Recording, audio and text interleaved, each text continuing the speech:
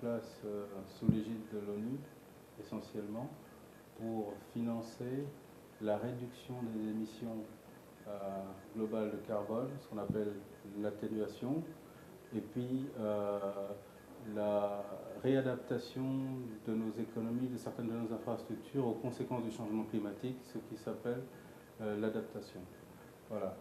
Un certain nombre de dispositifs ont été mis en place, au nombre desquels celui dont on parle beaucoup aujourd'hui, le Fonds climat mondial, mais les marchés crédit carbone, les processus qu'on appelait crédits certifiés, etc., étaient aussi des dispositifs qui avaient été mis en place à la suite du protocole de Kyoto pour apporter une réponse globale au phénomène du changement climatique et surtout le ralentir.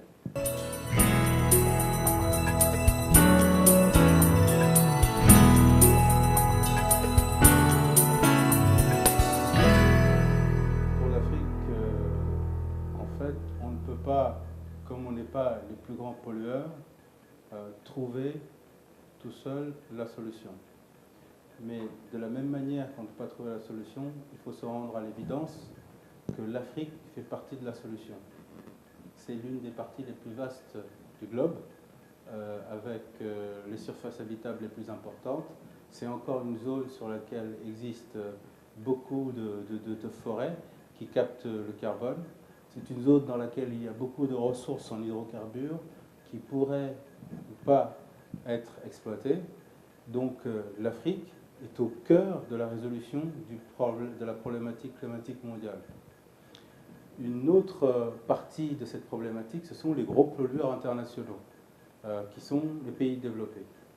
Donc, évidemment, il faut qu'on structure nos économies de manière à être économe en termes d'impact sur l'environnement. Mais l'effort doit d'abord venir de ceux dont les économies ont le plus de conséquences sur l'évolution de l'environnement global, qui sont les économies développées actuelles et certaines économies en développement.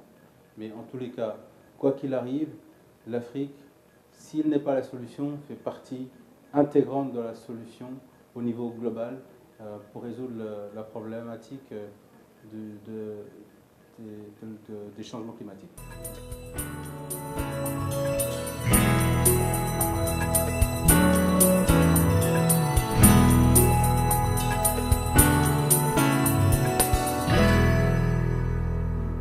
Là, on parle spécifiquement de ce fonds, le Green Climate Fund, avec l'objectif qui a été avancé d'une contribution de 100 milliards de dollars par an venant des pays, entre guillemets, pollueurs, allant vers le sud pour mettre en place des projets qui permettent de replacer l'économie globale sur une trajectoire d'émissions en ligne avec un objectif d'augmentation de température raisonnable. Il faut voir que toutes ces initiatives parlent de chiffres qui, à mon avis, sont en dessous des besoins réels pour régler le problème. Au moment de la crise financière, on a injecté dans les économies près de 14 000 milliards de dollars en 2 années. Le problème du changement climatique est beaucoup plus important que ce problème potentiellement, que ce problème de risque systématique financier. Mais ce qui est important, c'est peut-être de se dire que ce ne sont pas forcément aux États de financer, d'abonder à la finance climatique. On peut utiliser de manière optimale l'argent public venant par exemple à travers des structures comme le Fonds climat mondial pour attirer l'argent privé dans la résolution des solutions.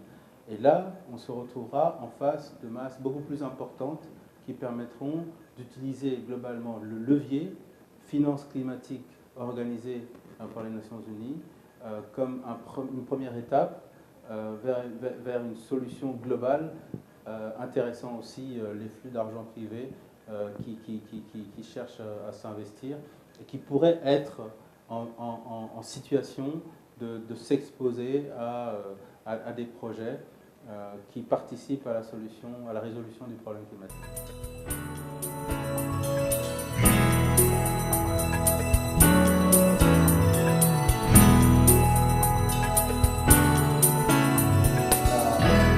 COP22, mais avant chaque COP, on dit que c'est la plus importante. Hein, on a beaucoup parlé de la COP21 dans la mesure où la COP21 devait aboutir à un accord contraignant. Objectif réussi en partie. Maintenant, il s'agit de la mise en œuvre. Et c'est là où c'est très important de réussir cet événement qui va se passer au Maroc. Il s'agit véritablement aujourd'hui d'arriver à mettre en place les outils qui vont faire en sorte que les ambitions qui ont été mises ou inclus dans l'accord de Paris puissent être réalisées et financées. C'est l'objet de cette réunion globale de la COP22 et c'est d'une importance stratégique pour la suite du processus des conférences de parties et puis de la lutte contre le changement climatique.